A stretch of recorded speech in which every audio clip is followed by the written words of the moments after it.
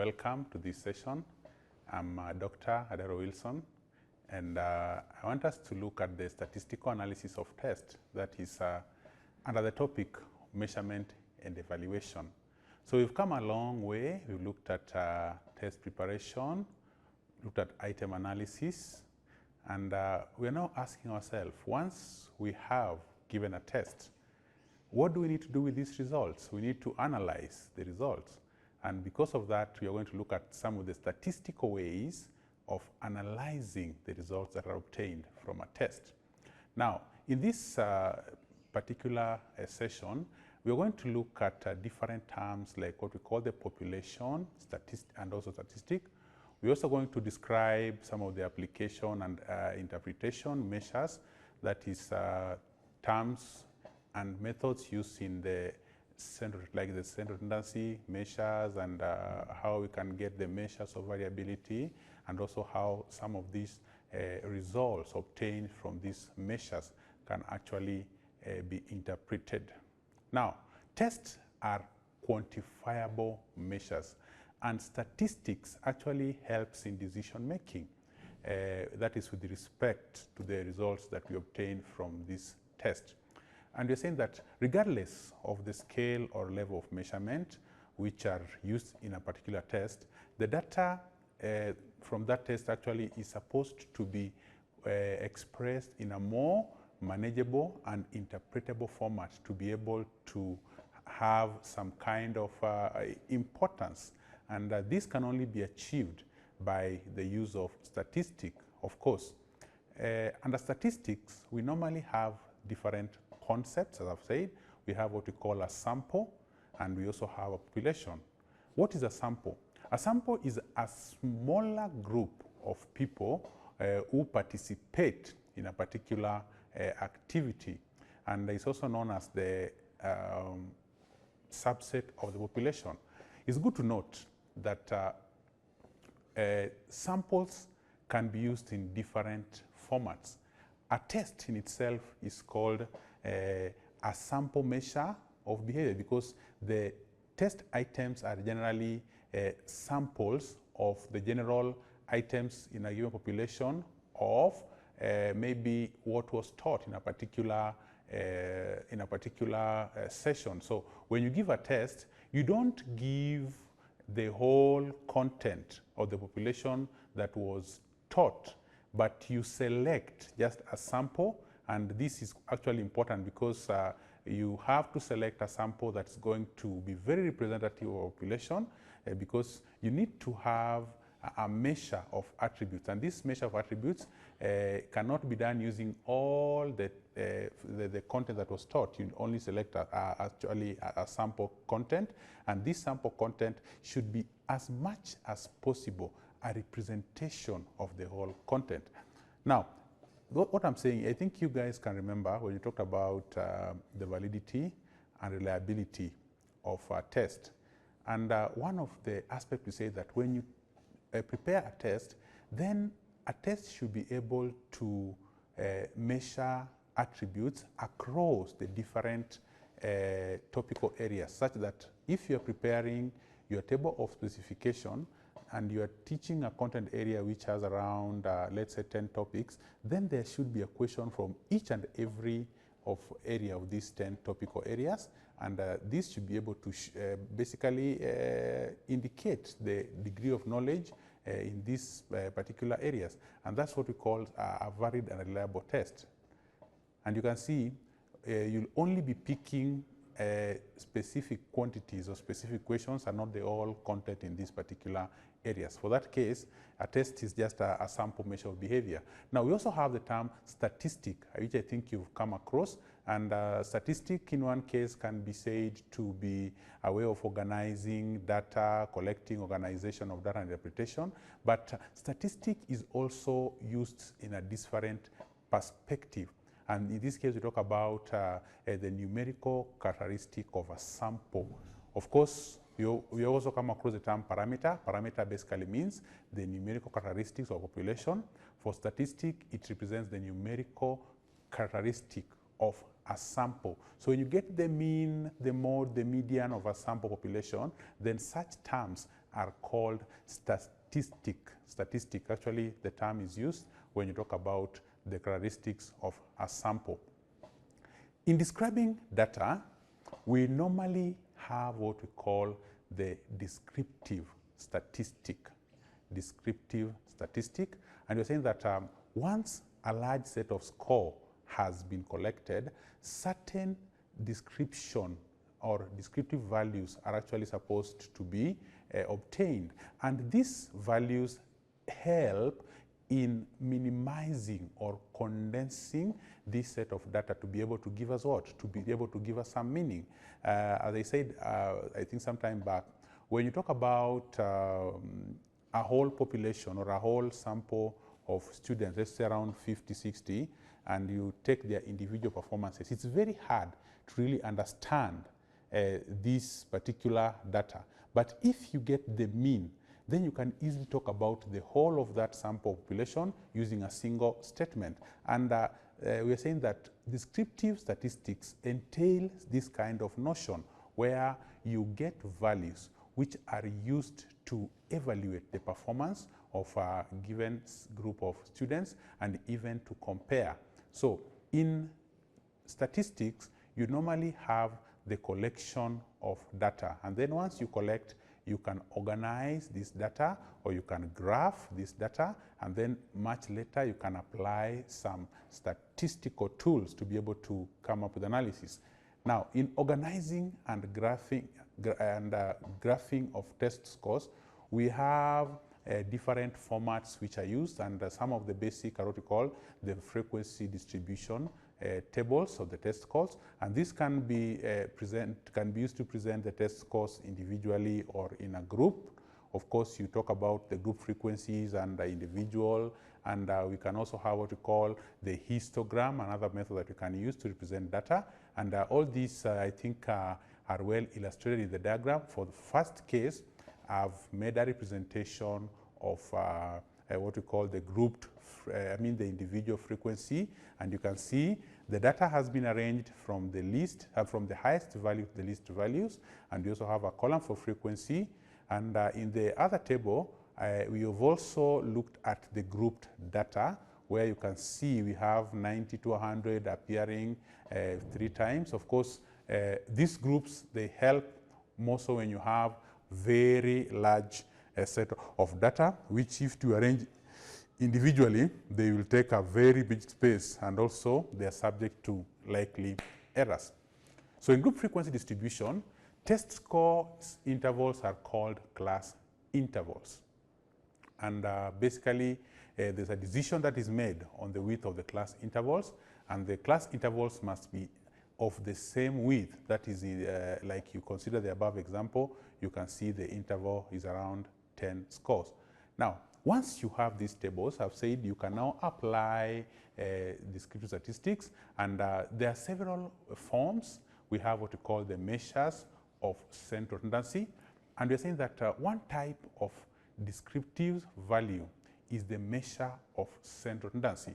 And this includes those points with scores that tend to be concentrated in a particular area. So we're saying that when you get a measure of central tendency, what it is telling you is the concentration or the center of scores in a particular distribution. And it's very important to note that there are generally we have 3 measures of central tendency. We have what we call the mode, the median, and the mean. So the mode is the score that occurs most frequently, and it is normally used with nominal data. So I hope you can remember we talked about the nominal, the ordinal, the interval, and the ratio data. And you're saying that for mode, when you have data that is nominal in nature, data used for identification purposes, then the mode is generally the best for this particular data. And in ungrouped data, which is probably given by, in the ungrouped data which I have just talked about, the mode is 75, and this basically entails when you look at data that is grouped, what you do, you consider the group or the class which has the highest value, and that is called the model interval. For our case of the data I presented earlier, it is between 70 and 79. So it's good to note that there are cases when distributions can have more than one mode. And when a distribution has one mode, then it is called a unimodal distribution, one mode distribution. When you have two modes, it's two mode, and you can also have the trimodal distribution, and further, even what we call the polymodal or many-mode distribution. So these are all a possibility. And of course, it's good to note that sometimes when data has so many modes, then you use alternative. Maybe you can now look at the mean of that particular data, or even the median. So the median, another example of a measure of central tendency. What does it entail? The median is described as the middle score, where half the scores fall above and half fall below. So it cannot be calculated unless the scores are first of all arranged in order. That is from the either ascending or descending order, and then basically the procedure is after the arrangement, you can determine the position of the median. And basically, if you have data that is odd in number, you'll just get the mid value. But when you have the event-based data, you add the two mid values and then get the average. This will give you the median. Of course, there are also procedures which can be used when you have grouped data. It's a bit different for that case. Now, we also have mean, and it's normally symbolized with an X bar. And this is the most commonly used measure of central tendency. And because it is not so much, it is actually it's more so like an average. The only problem is that it's normally affected by extreme scores.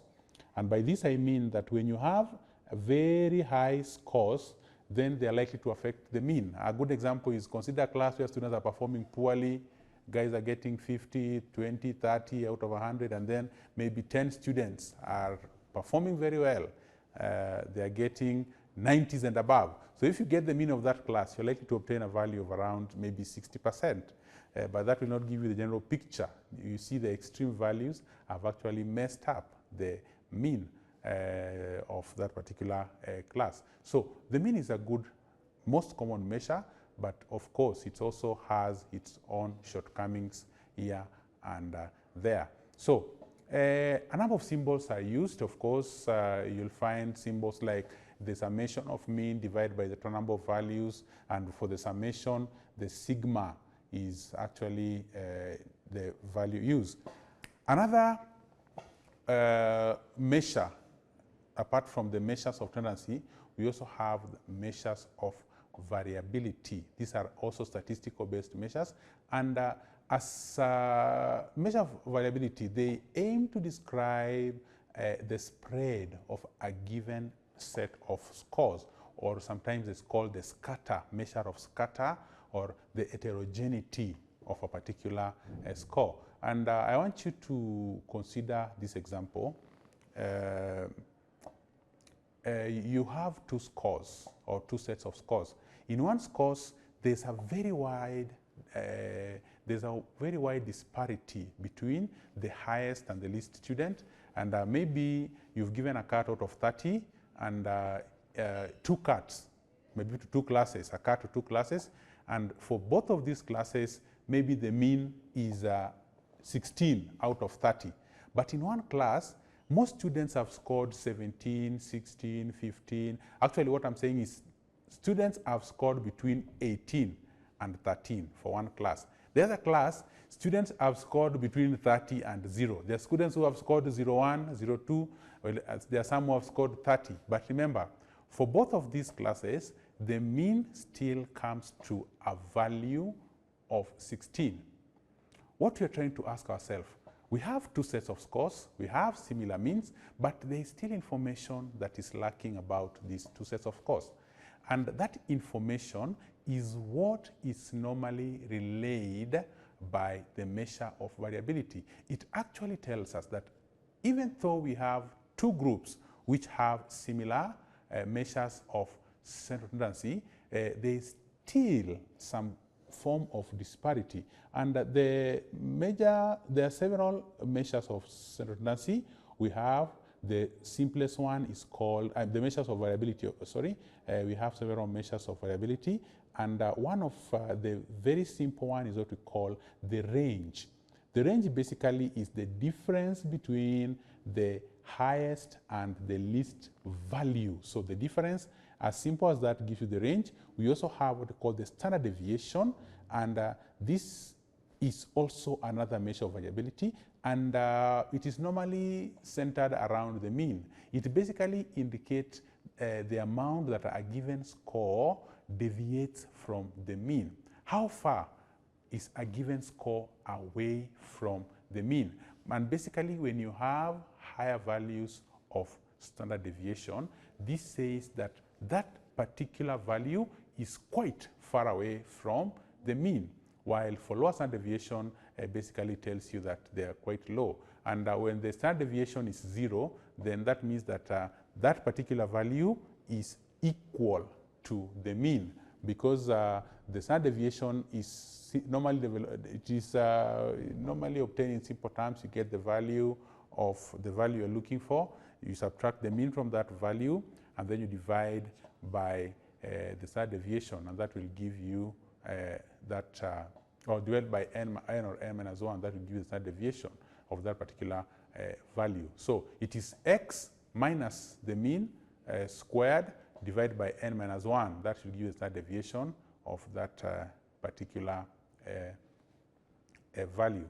So that is measures of variability, and it's good to note that in some cases, when you're calculating the values, the denominator is used as n plus 1, which is noted to give a good estimate of population variance, while for n minus 1, sometimes it's also used when the sample size is small in order to get an unbiased estimate of the population variance. So I've given an illustration which you're going to probably study and also have some more readings about. That is on the same note.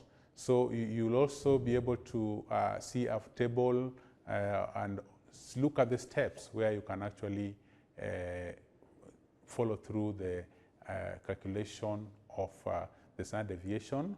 And I've also given formulas where you'll have the raw score formula, which is given as S is equal to summation of x minus summation of x squared divided by n minus 1, and you get the root of that particular values. So we have the computation value, and we also have what we call the raw score formula. All these will give you the standard deviation, and they're normally based on your inclination as a learner, which one is easier for you.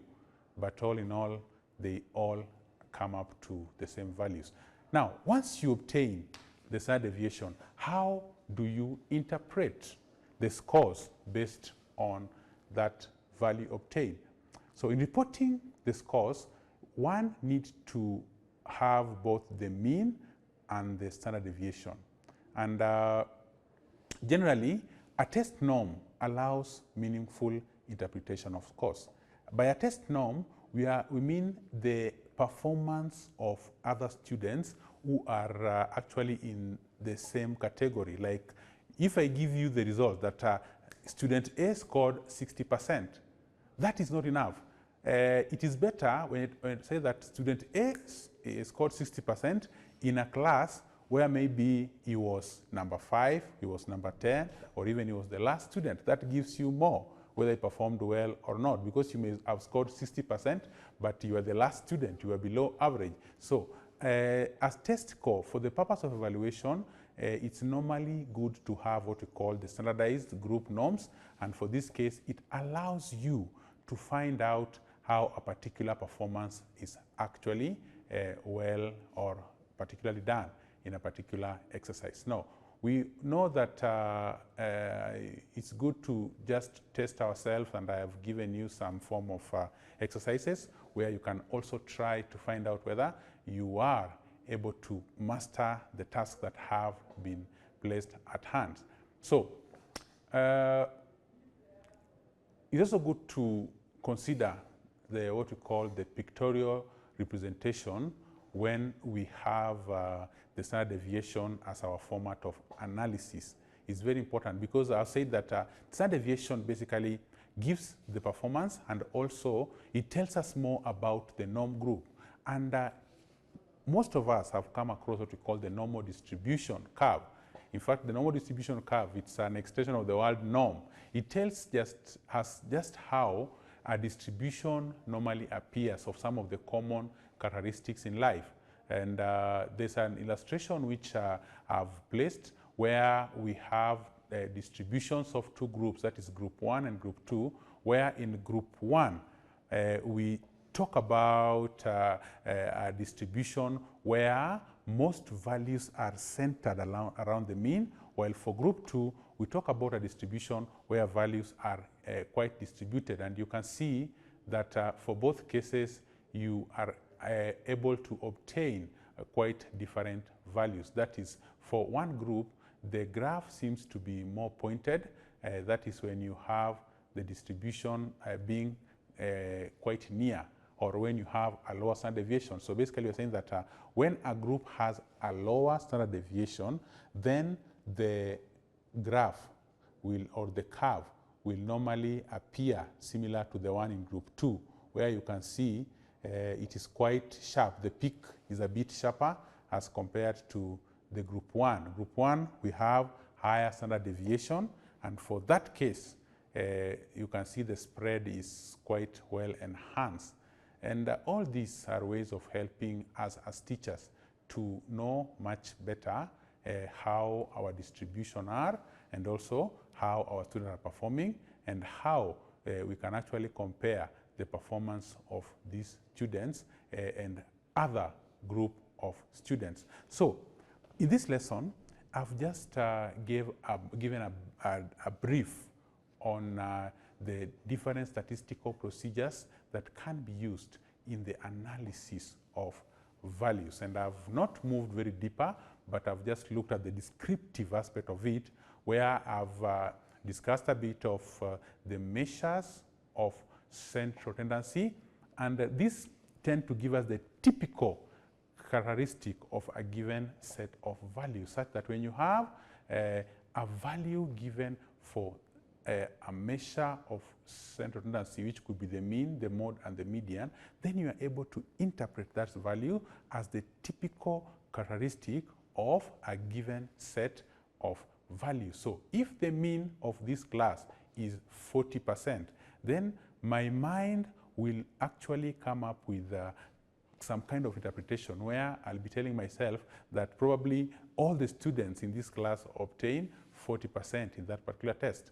And we have also looked at the measures of variability. And now these ones tend to tell us something a bit more different, where we are being told that no, you may have a class having 40%, but it's good to note that the learners in that class do not all have 40, but their values are actually distributed maybe around that 40. And I think on that note, we also say that you may also have two groups where each group has maybe the similar mean of 40%, but the nature of performance is quite distributed.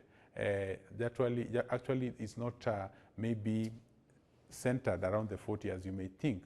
All these are ways that we can use to describe our data or our set of findings in a particular test once we've given out and we have obtained the results from the learners.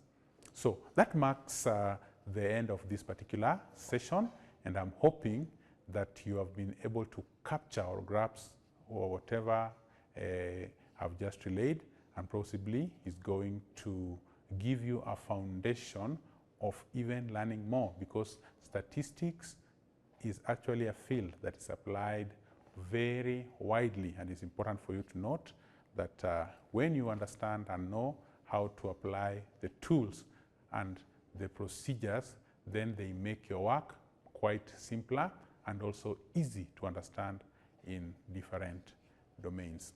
Thank you, and let's proceed from there in our next session. Have a good day.